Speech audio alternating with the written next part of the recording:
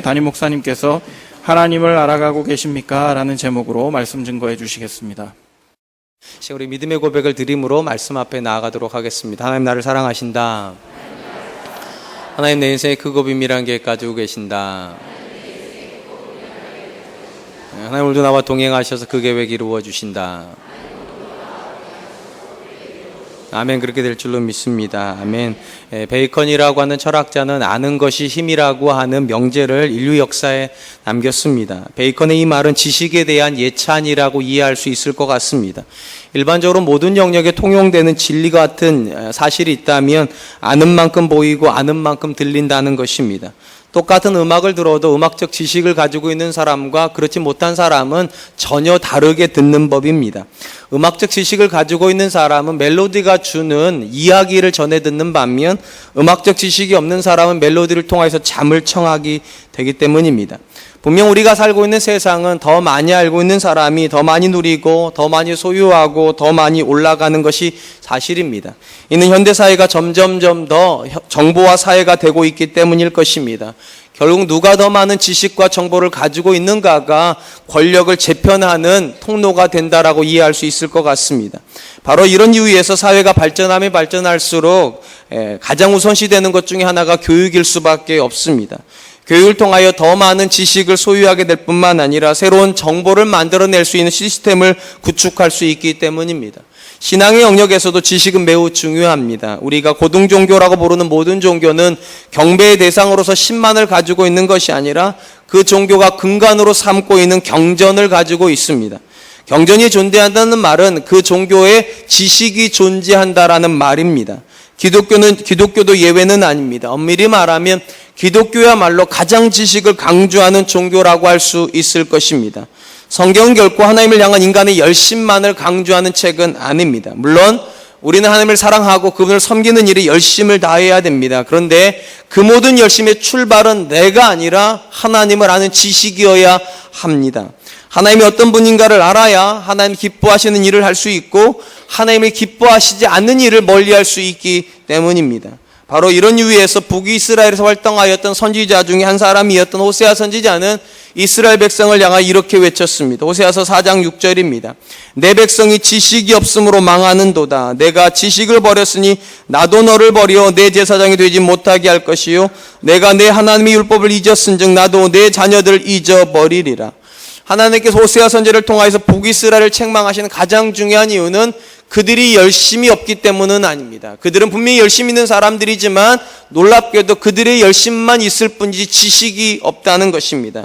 그들은 여전히 매 안식일이 되면 열심을 다하여 하나님 앞에 안식일을 지킨다 하여 예배를 드렸습니다. 그런데 그들의 예배의 본질은 하나님을 아는 지식이 아니라 다만 열심일 뿐이었습니다. 이 하나님께서 백성들에게 이렇게 책망하십니다. 호세아서 6장 6절입니다.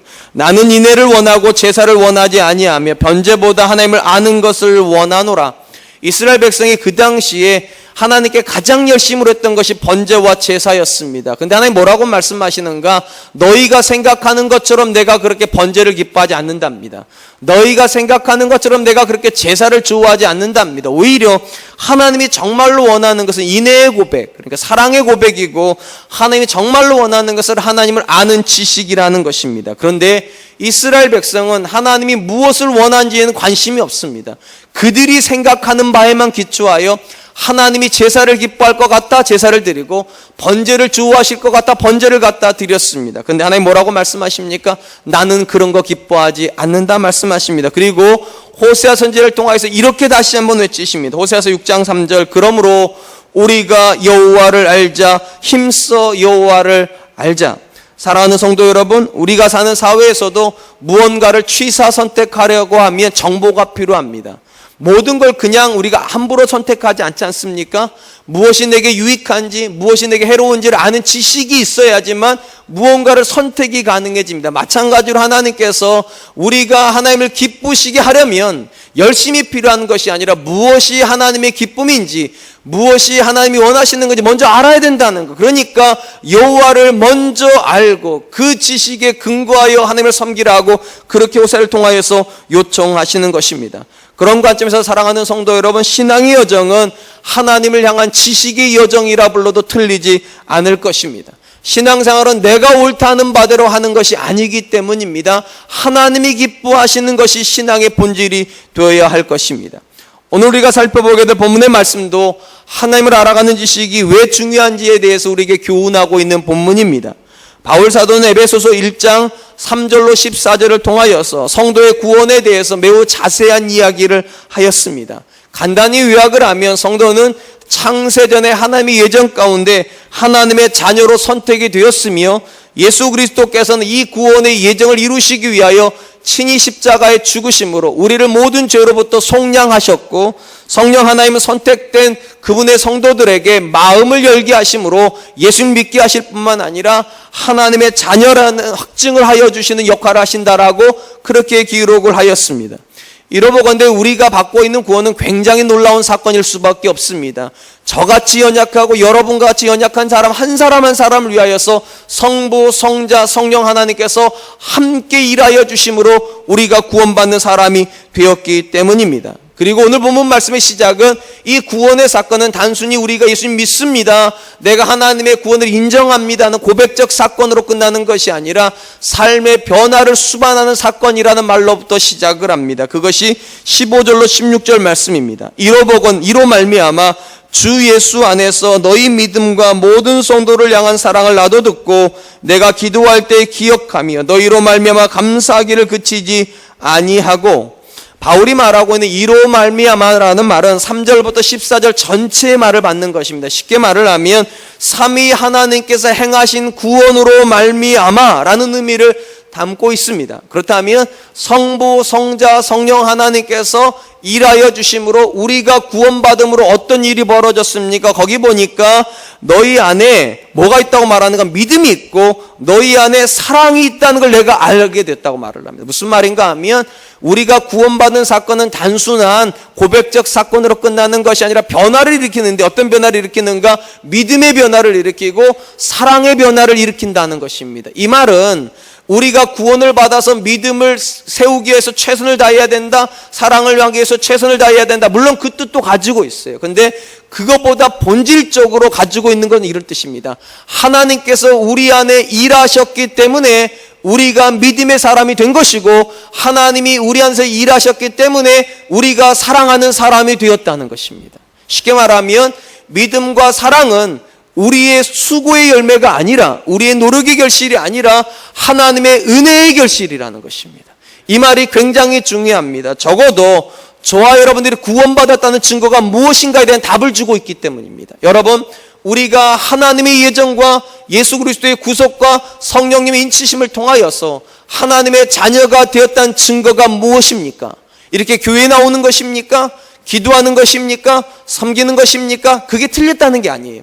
그거보다 본질적인 게 두 가지가 있어야 된다는 것입니다. 성령 하나님께서, 성자 하나님께서, 성부 하나님께서 여러분의 인생에 일하셨다면 자연스럽게 두 가지 열매는 맺어져야 됩니다. 날이 갈수록 여러분의 믿음은 깊어져야 됩니다. 날이 갈수록 여러분의 사랑은 깊어져야 됩니다. 왜냐하면 바울이 그렇게 말하잖아요. 이로 말미암아, 삼위 하나님께서 일하심으로 말미암아 너희 안에 믿음이 들어가 있고 너희 안에 사랑이 있다는 것을 내가 알기 때문에 감사하고 너희를 위해서 기도한다, 그렇게 말하고 있기 때문입니다. 그러므로 사랑하는 성도 여러분, 저는 우리 사랑과 은혜교회 성도님들은 시간이 흘러가고 나이가 들어가면 들어갈수록 더 믿음이 견고해질 수 있기를 축원드립니다. 더 사랑이 많은 사람들이 될 수 있기를 축원드립니다. 그리하여서 나이가 드는 것이 아름다울 수 있었으면 좋겠어요. 나이가 들어가는 남편을 보면서 성숙의 고백을 보고 아내가 감사할 수 있었으면 좋겠고, 나이가 들어가는 아내를 보면서 믿음의 지경이 깊어지는 것 때문에 더 감사할 수 있었으면 좋겠고, 나이가 드는 부모님을 보면서 자녀들이 하나님께서 내게 이런 부모를 주신 것이 감격이라고 더 말할 수 있었으면 좋겠습니다. 근데 여러분, 그럴 수밖에 없어요. 왜냐? 삼위 하나님께서 우리를 그렇게 빚어가시기 때문입니다. 바울은 에베소 교회 성도들을 향하여 그들이 믿음이 있는 사람들이고 사랑 안에 거하는 사람들이라고 하는 증거를 들었다 말을 하고 그들 때문에 감사하여 기도한다라고 말을 합니다. 그리고 그 기도의 내용을 이렇게 소개하고 있습니다. 17절입니다. 우리 주 예수 그리스도의 하나님 영광의 아버지께서 지혜와 계시의 영을 너희에게 주사 하나님을 알게 하시고. 사도 바울이 지금 에베소 교회 성도들을 향하여 하고 있는 기도는 우리가 특별히 주목할 필요가 있습니다. 요점은 이겁니다. 너희가 하나님을 알아가기를 위해서 기도한다. 여러분, 이 기도가 왜 독특한가 하면, 여러분 지금 이 편지를 보내고 있는 대상들인 에베소 교회 성도들은 하나님을 모르는 사람들 아닙니다. 이미 하나님을 아는 사람들이고 성부, 성자, 성령에 의해서 구원을 받아 이미 성도가 되어 있는 사람들인데, 바울이 지금 뭐라고 기도하는가? 너희가 하나님을 알았으면 좋겠다고. 여러분, 여기서 우리가 주목해야 될 부분은 이것입니다. 우리가 구원받는 믿음이 있습니다. 쉽게 말하면 하나님을 다 알아야지만 구원받는 건 아니에요. 하나님이 우리의 창조자이시고 예수님이 우리의 구원자이시며 성령님이 우리 안에 내재해 계신다는 이 믿음만 있어도 구원은 받아요. 그런데 여러분, 성장하는 데는 그거보다 훨씬 많은 지식이 필요합니다. 성경이 이렇게 두꺼운 이유가 무엇입니까? 성장하기를 기대하시기 때문이죠. 그리고 바울이 지금 기도하는 게 그것이에요. 너희가 믿음 안에 들어와서 하나님을 아는 사람이 되었다 하여, 그것이 전부인 줄 알지 말라고. 하나님은 더 알아가야 될 분이시고 우리는 날마다 하나님을 더 알아가기 위해서 기도해야 되는 존재라고 지금 말하고 있는 것입니다. 헬라어 원어 성경에 보면 하나님을 안다라고 할 때 이 안다라고 하는 단어는 원어적으로 에피그노스코라고 하는 단어가 쓰여져 있습니다. 이 에피그노스코라고 하는 단어는 두 단어가 합성된 건데, 에피라고 하는 단어, 위라고 하는 뜻입니다. 에피라고 하는 단어하고 기노스코, 안다는 단어가 붙어 있습니다. 그러니까 일반적인 암보다 위에 있는 암을 가져야 된다는 거죠. 그러니까 모든 사람이 평범하게 알고 있는 그 정도가 아니라 더 높은 정도의 지식을 소유하기 위해서 기도하고 있는 것입니다. 그러니까 단어적으로 말을 하면 더 풍성한 지식, 더 온전한 지식을 얻기를 위해서 기도하고 있는 것입니다. 우리가 이런 바울의 기도를 통해서 깨달아야 되고 또 조전받아야 되는 것은 이런 거라 생각합니다. 여러분, 하나님을 아는 지식에는 만족함이 있으면 안 됩니다. 내가 성경을 한 번 읽었으니까 됐다, 그런 지식은 없어요. 내가 성경을 100번쯤 읽으면 이제 성경 더 이상 안 봐도 되는 것입니까? 그런 지식은 없어요. 하나님을 알아가되 더 온전히 알아가고 더 깊이 알아가고 더 풍성히 알아가기를 위하여서 기도해야 되고 수고해야 되고 노력해야 된다는 것입니다. 이제 2학기가 시작이 됩니다. 사랑과 은혜교회도 2학기가 시작이 되면 다시 제자 훈련이 시작이 되고 성경 공부가 시작이 되고 큐티도 본격적으로 시작이 됩니다. 사랑하는 성도 여러분, 이미 충분히 하나님을 알고 계십니까? 그 정도면 충분하시겠습니까? 그렇지 않습니다. 바울이 말을 합니다. 이미 하나님을 알고 있는 너희에게 내가 기도하노니 성령의 지혜와 성령의 계시를 통하여서 하나님을 더 깊이 알기를 원하노라. 할렐루야. 우리 사랑과 은혜교회 성도님들이 시간이 흘러갈수록 하나님을 아는 지식들이 더 깊어질 수 있기를 축원드립니다. 또한 이 사도 바울의 기도에서 우리가 주목해야 될 부분은 하나님을 알아가는 지식이 인간의 노력의 결실은 아니라는 것입니다. 특별히 거기 보니까 바울이 뭐라고 말하는가? 영광의 아버지께서 지혜와 계시의 영을 너희에게 주사 하나님을 알게 하시고. 그러니까 뭐가 필요하다고 말을 하는가? 지혜와 계시의 영이 있어야지만 하나님을 알 수 있다라고 지금 그렇게 얘기를 합니다. 이 본문의 지혜와 계시의 영은 의심의 여지가 없이 성령님을 가리키는 것입니다. 그렇다면 의문이 드는 것이 있어요. 이미 우리가 앞에 살펴본 13절에 보면 모든 믿음이 있는 사람 안에는 성령님이 내재해 계신 겁니다. 그러면 성령님이 내재해 계시는데 왜 성령을 부어달라고 기도하라고 그러는 겁니까? 왜? 이건 간단합니다. 성령님이 계시다 하여서 그 성령님이 우리 안에서 활동하는 건 아닙니다. 여러분 안에, 여러분 집에 가보면 수많은 냄비들 있죠. 좋은 냄비들 많이 사다 놓으셨을 거예요. 제 안에도 보니까. 그러니까. 근데 여러분, 냄비가 있다고 요리하는 건 아니죠. 좋은 냄비 있다고 좋은 요리 나오는 것도 아니죠. 죄송하지만. 오해하지 마세요. 제 안에 요리 잘해요. 말이 그렇다는 거예요. 똑같다는 거. 여러분, 성령님이 여러분 안에 내재해 계시다고 해서 그 성령님이 일하시는 건 또 다른 문제예요. 기도해야 된다는 거. 그 성령님이 우리 안에서 일하여 주시기를, 특별히 어떤 일을요? 지혜를 부어주시기를, 계시를 부어주시기를 위해서 기도해야 된다는 것입니다. 이 본문에 나와 있는 지혜와 계시를 우리는 일반적으로 성령의 조명이라고 그렇게 부릅니다. 쉽게 말을 하면 전등이 여기 다 있지만 이 정도는 켜야지만 불이 들어오는 거랑 똑같다는 거예요. 우리 안에 성령님이 계시지만 그 성령님이 우리의 눈을 밝혀주시고 우리의 눈을 열어주시고 우리 마음을 열어주셔야지만 하나님의 말씀이 무엇인지 우리가 깨닫고 그 말씀이 내게 주시는 의미가 무엇인지를 정확히 알 수 있다는 거예요. 그래서 기도하라는 겁니다. 지혜와 계시가 우리에게 부어지기를. 그렇다면 여러분, 왜 성령의 지혜, 성령의 계시가 아니고서는 하나님의 말씀을 깨달을 수 없을까요? 왜 하나님을 알아갈 수가 없을까요?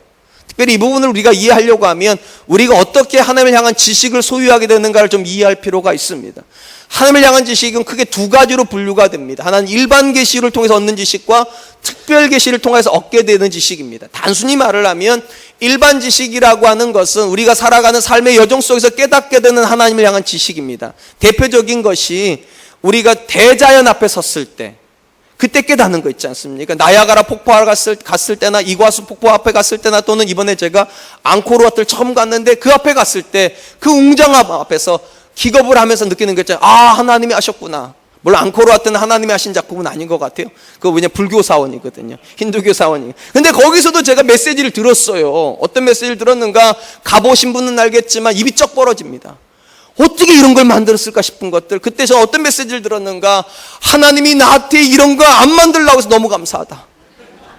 여러분, 저는 그 당시까지만 해도, 그 이전까지만 해도 우상을 만들지 말라는 명령이 얼마나 귀한 명령인지 몰랐어요. 근데 그거 보고 나니까 우상을 만들지 말라고 하는 명령이 얼마나 나를 사랑하는 명령이었는지. 이 중에 한 사람이라도 그거 만드실 수 있는 분 계세요? 없어요. 그거 만들다 우리 다 절도할 거예요. 제가 그 메시지를 들었어요. 하나님이 나를 사랑하신다고 지금 말씀하시는 거구나. 나한테 이런 돌덩이 깎으라고 말씀 안 하지니 내가 얼마나 감사한지. 이런 게 일반 계시예요. 아무도 가르쳐주지 않지만 살다 보니까 하늘에서 깨달아지는 지식이 있어요. 이것도 귀한 지식이지만 이 지식으로는 절대 하나님의 기품을 다 이해하지 못해서 하나님께 허락하신 것이 특별 계시적 지식입니다. 그게 무엇인가? 바로 성경 말씀이에요. 이 성경 말씀 앞에 서야지만 우리는 하나님의 분명한 뜻이 무엇인지, 하나님께서 우리에게 무엇을 기뻐하시고 무엇을 싫어하시는지 정확하게 압니다. 그리고 놀라운 것은 이 성경이 기록할 때 가장 중요한 역할을 하신 분이 성령님이십니다. 디모데후서 3장 16절에 이렇게 기록을 합니다. 모든 성경은 하나님의 감동으로 된 것으로 교훈과 책망과 바르게 함과 의로 교육하기에 유익하니, 하나님의 말씀은 어떻게 기록되었다고 말하는가? 하나님의 감동으로 기록되었다. 쉽게 말하면 성령의 계시로 기록이 됐다는 겁니다. 물론 사람이 기록한 게 맞아요. 그런데 이 사람의 손을 붙잡으신 분이 성령님이시고, 이 사람이 써야 될 내용을 붙잡고 계신 분도 하나님이셨으며, 그 사람이 무엇을 써야 될지 내용을 주신 분도 성령 하나님이셨다는 겁니다. 그러니까 이렇게 요약할 수 있죠. 하나님을 향한 지식의 본체는 성경 말씀이고, 이 말씀은 누가 기록하셨는가? 성령님이 기록하셨기 때문에 성령의 조명이 없으면 절대로 이 말씀을 깨달을 수 없어요. 그러므로 사랑하는 성도 여러분, 하나님의 말씀 앞에 설 때마다 기도해야 됩니다. 뭐라고 기도해야 됩니까? 하나님, 내 눈을 밝혀서 주의 법의 기이함을 깨닫게 하여 주십시오. 하나님, 내 귀를 열어주셔서 오늘도 설교자가 주는 메시지 속에 나를 향하신 음성을 듣게 해주십시오. 하나님, 내 마음을 열어서 그 말씀이 내게 떨어질 때 30배, 60배, 100배 결실하는 옥토와 같게 하여 주십시오. 기도하셔야 됩니다. 그래야지만 성령님께서 우리의 눈도 열어주시고 귀도 열어주시고 마음도 열어주셔서 그 말씀을 말씀 그대로 받을 수 있게 하신다는 것입니다. 사랑하는 성도 여러분, 특별히 이 말씀이 성령님이 기록하셨다는 말씀이라는 게 얼마나 감사한지 몰라요. 만약 이것이 사람의 기록이라면 지식이 더 높은 사람이 더 많이 깨달을 겁니다. 공부를 더 많이 한 사람이 더 하나님을 많이 할 겁니다. 근데 놀라운 것은 성경 말씀은 인간의 지식과는 근본적으로 상관이 없습니다. 물론 글자는 읽을 줄 알아야 되겠죠. 그 정도면 됩니다. 글자를 알기만 하면 됩니다. 그 다음은 모든 역할은 누가 하시는가? 성령님이 하시는 거예요. 그래서 놀랍게도 배움이 짧은 사람이요, 배움이 깊은 사람이 깨닫지 못하는 놀라운 지식을 깨닫습니다. 그 대표적인 사람이 누군지 아세요? 전 세계 크리스찬들이 가장 사랑하며 또 미국의 크리스찬들이 가장 존경하는 설교자 중에 한 사람이 D.L. 무디가 그 증거입니다. 여러분 잘 아시는 대로 D.L. 무디 목사님은 공부를 초등학교까지밖에 안 하셨다고 제가 들었습니다. 저보다도 수준이 굉장히 낮으세요. 얼마나 위로를 받는지 모르겠어요. 근데 여러분, 놀라운 것은 물론 이 목사님이 공부를 짧게 하신 것 때문에 사역에 굉장히 지장을 받는 것도 사실이에요. 근데 그 어떤 공부를 많이 했던 분보다 탁월한 설교를 했으며 그 어떤 사람보다 영향력 있는 사역을 했다는 게 여러분 아십니까? 특별히 이분과 관련된 이야기를 하나 소개하려고 합니다. 어느 날 D.L. 무디 목사님께서 복음을 전하는 현장에서 열정적으로 설교를 하셨습니다. 그리고 내려와서 이제 일일이 한 사람 한 사람 격려하면서 악수를 하는데 그 자리에 저명한 영문법 학자가 앉아 있었나 봅니다. 영문법 학자 앞에서 이렇게 악수를 하는데 이분께서 D.L. 무디 목사님에게 이렇게 대뜸 이야기하시다랍니다. 무디 씨, 제가 오늘 당신의 설교를 다 들었는데 당신 오늘 30분 설교하는 동안에 무려 45번이나 문법적 실수를 하셨습니다. 뭐 그러지 않겠어요? 초등학교밖에 못 배우셨으니 구어체에 익숙하지 이렇게 그러니까 이렇게 딱딱 갖춰진 말에 익숙하지 않단 말이에요. 그러다 보니까 30분을 설교하는데 45번이나 실수를. 물론 저도 그럴 수 있습니다. 근데 어쨌든 그랬어요. 근데 무디 목사님께서 그 얘기를 딱 들으시고 전혀 대수롭지 않다는 말씀으로 표정으로 이분에게 이렇게 먼저 물어보시더랍니다. 아, 그렇습니까? 죄송합니다. 제가 배우지를 못해서 그렇습니다. 실례지만 선생님은 크리스찬이십니까? 이렇게 물으니까 이 선생님 영문학자가 이렇게 말했답니다. 네, 크리스찬입니다. 그랬답니다. 그러자 무디 목사님께서 이렇게 정색을 하시면서 반문하시더랍니다. 그렇다면 한 가지만 묻고 싶은 게 있습니다. 저는 이렇게 형편없는 영어로 나를 구원하신 예수님에 대해서 증거하고 그분의 은혜와 사랑을 간증함으로 이 많은 사람들에게 구원을 얻어 하나님의 기쁨이 되었습니다. 그래서 저는 참 감사합니다. 성령께서 나 같은 인간을 통해서도 이런 귀한 일을 하시니 얼마나 감사한지 모르겠습니다. 그런데 선생님은 그렇게 훌륭한 영어를 가지고 천하보다 귀한 영혼들을 몇 명이나 하나님 앞에 인도하셨습니까? 무디 목사님 이 말씀 앞에 저명한 영문법 교수님 얼굴만 뻘개졌을 뿐 아무 말도 못하셨답니다. 만약 하나님을 아는 지식이 성령의 조명이 아니라 인간의 지식의 문제라면 D.L. 무디 같은 목사님은 설교하면 안 됩니다. D.L. 무디 같은 목사님은 하나님 절대로 쓰시면 안 됩니다. 그런데 왜 무디 같은 목사님이 쓰일 수 있습니까? 왜 무디 같은 목사님이 그렇게 배우지 못하는 말을 가지고 설교를 해도 수천 명 수만 명이 회심할 수 있습니까? 성령의 사역이기 때문입니다. 하나님의 말씀은 절대적으로 성령의 사역이에요. 사람이 배우지 못해도 학력이 짧아도 얼마든지 그 말씀 앞에 변화될 수 있고 새로워질 수 있을 뿐만 아니라 영향력을 발휘할 수 있는 이유가 무엇입니까? 성령의 사역이기 때문입니다. 그러니까 바울이 기도하잖아요. 너희가 더 많이 배웠으면 그렇게 기도하지 않아요. 너희가 더 학벌이 좋아져서 그렇게 기도하지 않아요. 하나님께서 너희에게 지혜와 계시의 영을 부어주시기를. 그럼 우리도 기도해야 될 줄로 믿습니다. 여러분의 학력이 아무리 높을지라도 기도하셔야 됩니다. 여러분의 학력이 아무리 미쳐내도 낙심할 필요가 없어요. 기도하시면 돼요. 하나님, 내게도 D.L. 무디에게 부어주신 그 성령을 부어주십시오. 나도 눈이 열려서 내 눈으로 말씀을 보고 싶습니다. 내게 주신 말씀을 깨닫고 싶습니다. 나도 말씀을 통하여 영향력 있는 부모 되고 싶고 영향력 있는 남편 되고 싶고 영향력 있는 아내 되고 싶습니다. 기도할 수 있기를 축원드립니다. 그리고 저는 믿습니다. 오늘도 하나님께서는 그분의 자녀들에게 성령을 주셨다면 그 성령을 통하여 오늘도 지혜 부어주실 줄로 믿습니다. 오늘도 계시를 통하여 눈도 열어주시고 귀도 열어주시고 마음도 열어주실 줄로 믿습니다. 우리 사랑과 은혜 교회는 그래서 성령님을 구하는 기도 할 수 있는 교회 될 수 있기를 축원드립니다. 그렇다면 사도 바울이 성령의 조명하심을 통하여서 에베소 교회 성도들이 깨닫기를 원하는 하나님을 향한 지식은 무엇입니까? 이 짧은 부분에 보면 크게 세 가지를 위해서 바울이 기도하고 있음을 보게 됩니다. 첫 번째는 하나님께서 각 성도를 부르실 때 가졌던 소망이 무엇인지에 대해서 깨닫기를 위해서 기도합니다. 18절 상반절입니다. 너희 마음의 눈을 밝히사 성도 안에서 그의 부르심의 소망이 무엇이며, 이 부르심의 소망이라 할 때 이 소망이라고 한 단어는 크게 두 가지 의미로 해석이 가능하지 싶습니다. 하나는 성도가 예수를 믿고 나서부터 이후로 받게 될 은혜에 대한 소망. 우리 일반적으로 그러지 않습니까? 예수 믿고 나면 하나님께 우리에게 어떻게 해주실 거라고 하는 기대감이 있잖아요. 그러니까 우리가 하나님을 향한 기대감으로 이해할 수도 있어요. 근데 이 말씀을 또 정확히 반대로 하나님께서 우리를 부르실 때 우리에게 가지셨던 기대감으로도 해석할 수 있습니다. 얼마든지 하나님 편으로도 적용이 되고 우리 편으로도 적용이 되는데 저는 이거를 하나님 쪽으로 적용하고 싶습니다. 하나님은 에베소서 1장에서 계속 강조하는 것이 무엇입니까? 우리를 부르실 때 소망이 있어서 부르셨다는 겁니다. 쉽게 목적이 있다는 거예요. 한 사람 한 사람이 이 땅에서 살았으면 하는 삶의 모습이 있기 때문에 그런 기대감을 가지고 저와 여러분을 불렀습니다. 그리고 그 기대감을 말씀 속에다 넣어놓으셨어요. 이런 삶을 살았으면 좋겠다고. 그리고 바울은 지금 말합니다. 말씀을 통하여서 성령님께서 음성을 들려주심으로 하나님께서 우리에게 기대하시는 바가 무엇인지를 너희가 깨달았으면 좋겠다고. 사실은 하나님의 기대를 한 문장 또는 한 단어로 요약하는 것은 불가능합니다. 왜냐하면 하나님의 수많은 기대를 우리 안에 가지고 계시니까. 근데 모든 사람이 공통적으로 가지는 기대감은 최소한 3가지는 되는 것 같아요. 하나님께 저와 여러분들에게 최소한 3가지는 기대하고 있습니다. 첫 번째, 하나님 뭐를 기대하시는가? 하나님은 우리를 부르실 때 우리가 하나님을 기쁘시게 하는 사람이 되기를 기대하심으로 부르셨습니다. 이 부분이 이 에베소서 1장 앞부분에 가장 많이 나온다고 말씀드렸잖아요. 어떤 단어로, 어떤 문장으로 많이 나오는 이런 문장입니다. 그의 영광을 찬송하게 하려는 것이라.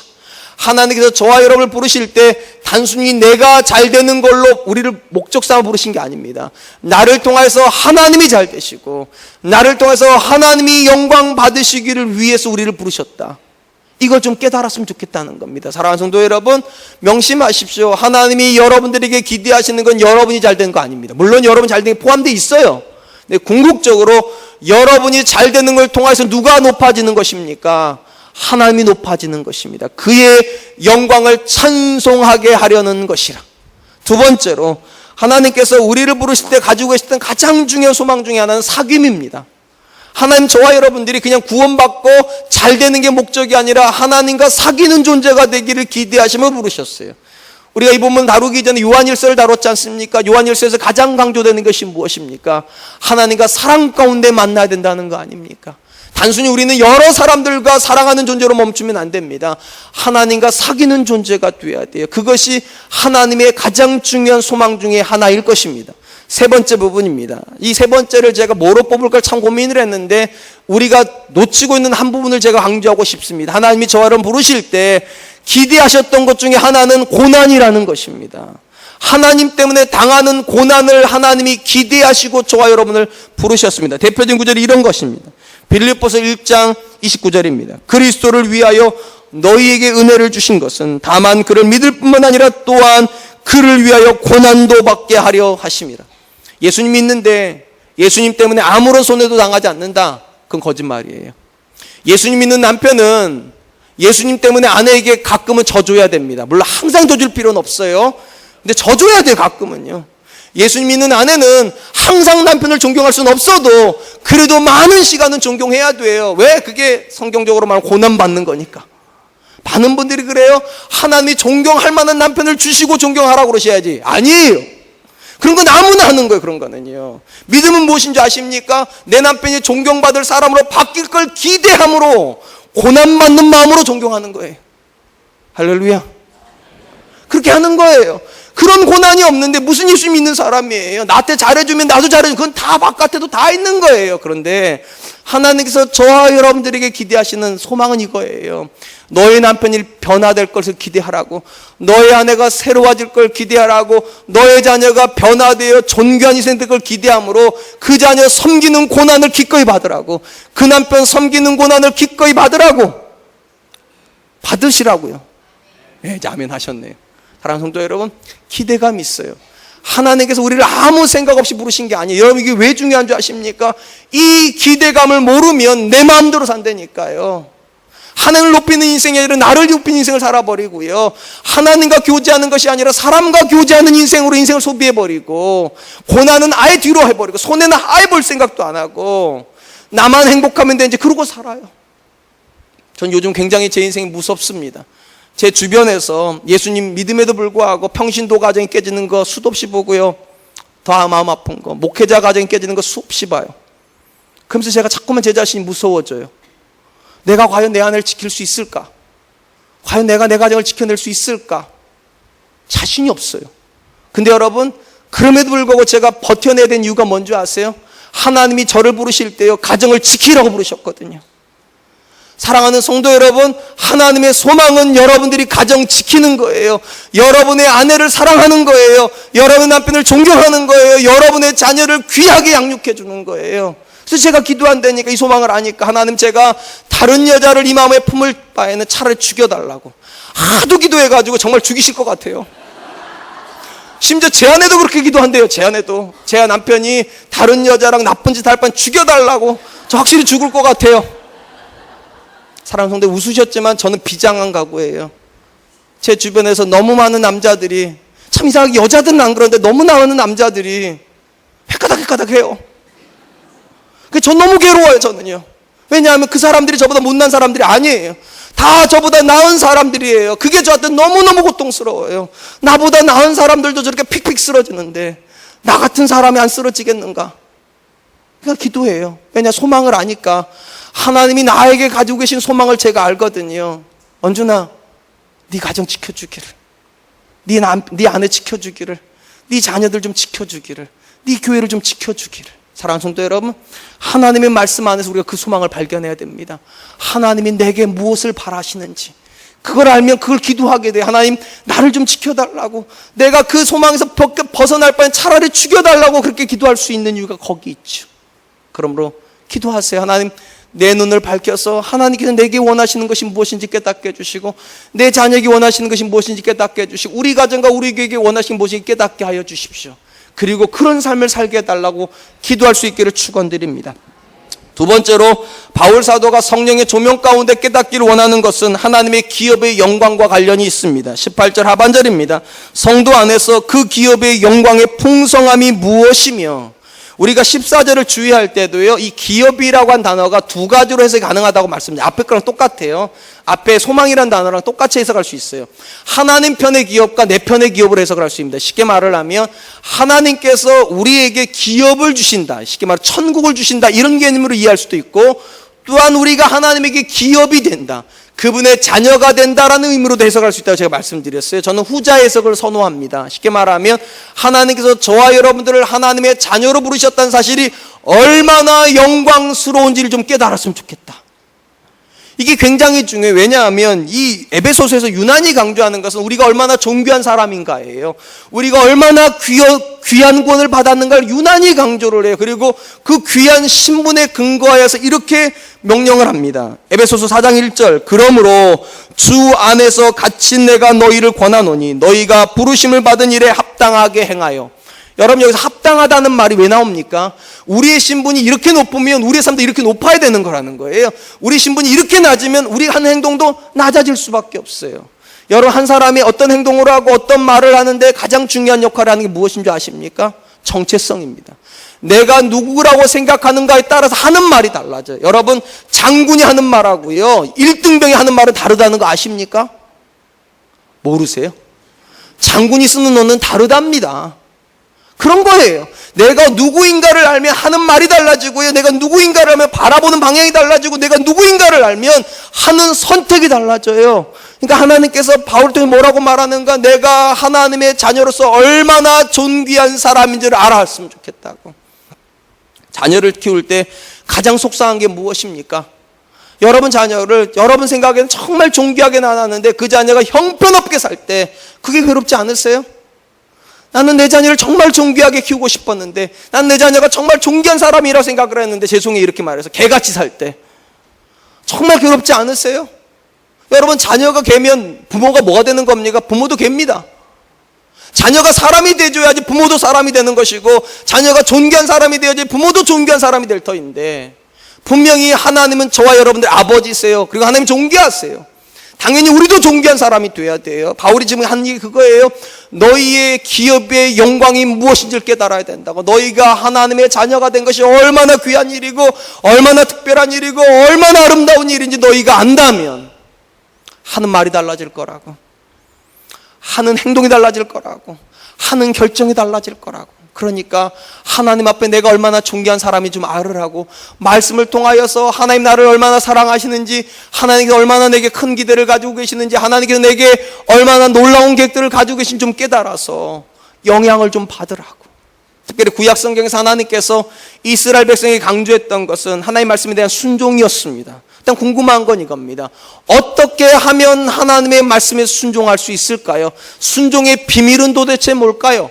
하나님이 많은 은혜를 베풀어 주시면 순종이 가능할까요? 하는 일마다 잘 되면 순종이 가능할까요? 아닙니다. 그게 순종을 결정하지 않아요. 가장 중요한 순종의 키워드는 이런 말씀에서 나옵니다. 신명기 27장 9절로 10절입니다. 모세와 레위 제사장들이 온 이스라엘에게 말하여 이르되, 이스라엘아 잠잠하여 들으라.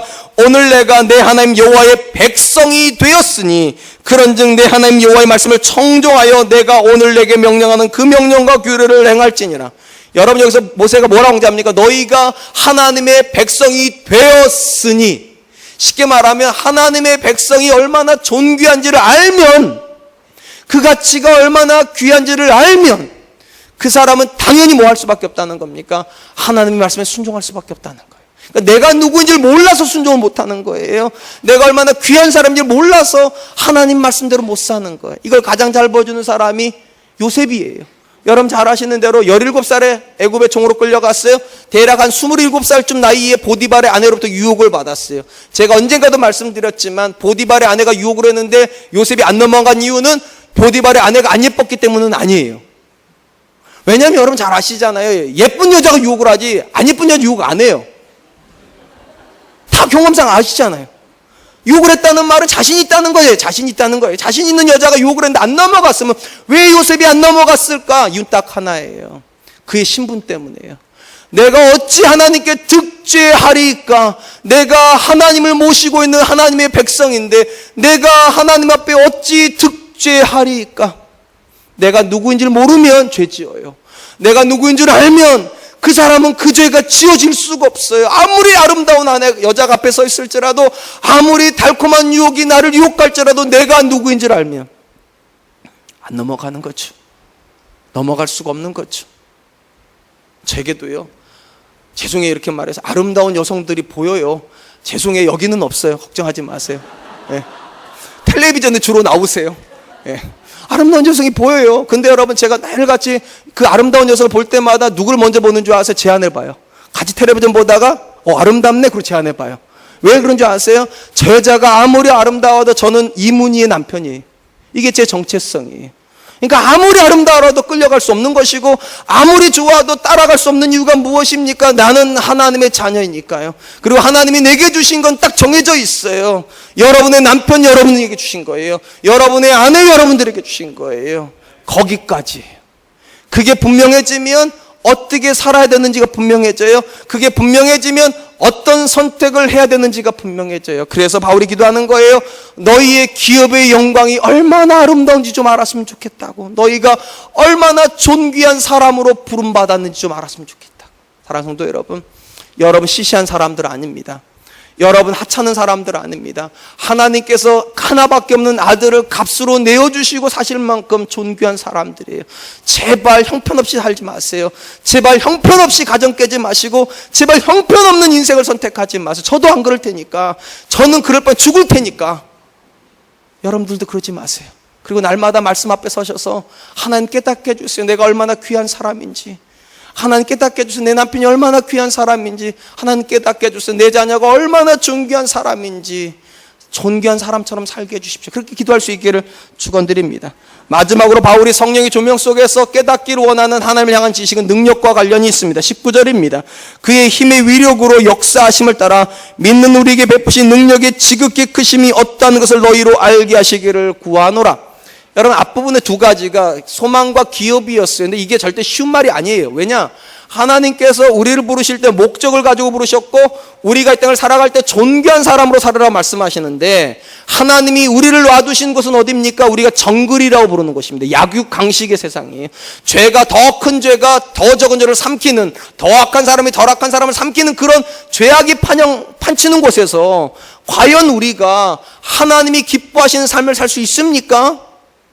과연 우리가 존귀함을 잃지 않고 정말 고귀한 사람으로 이 땅을 살아갈 수 있습니까? 이게 쉽지가 않아요. 왜냐하면 우리의 삶의 현장이나 그들의 삶의 현장이 똑같고, 그들은 우리를 죽일 듯이 덤비는데 우리는 그들을 죽일 수가 없단 말이죠.